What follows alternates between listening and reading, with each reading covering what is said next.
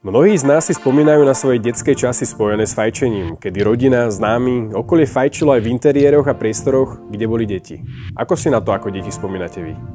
No ja si na to spomínam veľmi dobre a hlavne z reštaurácií a je pravda, že aj keď sme nechodili často, tak ten cigaretový dym mi tak veľmi utkvel v pamäti, lebo si pamätám, že všetci naokolo fajčili a ja som si ako dieťa vždycky hovorila, že je to strašne štýlové a strašne cool a predstavovala som si, že keď budem veľká, tak aj ja budem fajčiť.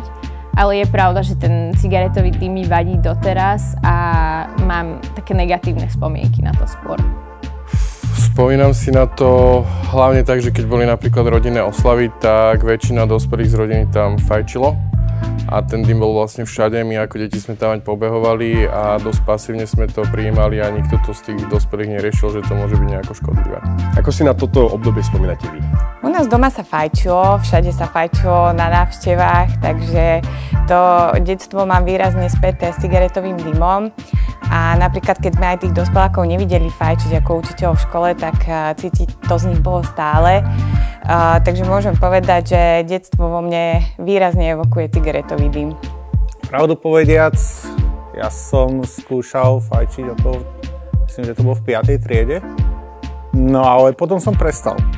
A pamätám si takú zaujímavosť vlastne z toho obdobia, že vlastne vždy, keď sme s rodičmi chodili na nejaké úrady alebo sme chodili vybavovať nejaké papierovačky, čo bolo potrebné, tak to tam častokrát bolo tak zahúlené, že som sa veľmi cítil ako pasívny fajčiar. Ako vás detstvo s fajčiarmi ovplyvnilo?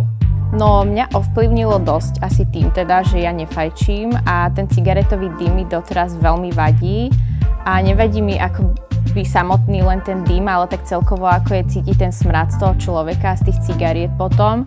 A vadí mi to veľmi aj na ženách, že napriek tomu, aj keď si dajú napríklad voňavku, tak je to proste stále cítiť.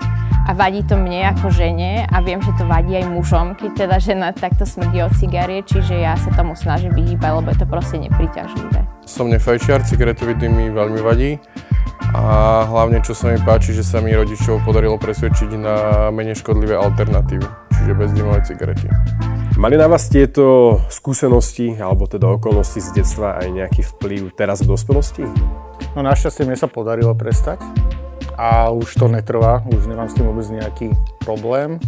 Držím palce ľuďom, ktorí sa snažia prestať fajčiť, tak aby im to vyšlo a keď už sa im to aj nepodarí úplne vlastne stopnúť, tak nech prejdú na nejakú menej škodlivú alternatívu. Ja fajčím, čiže áno, myslím si, že tá predispozícia vznikla už v detstve, ale musím sa priznať, že mne samej vadí cigaretový dym, hlavne ak ho cítiť na vlasoch, oblečení, rukách, takže sa snažím prechádzať na iné alternatívy.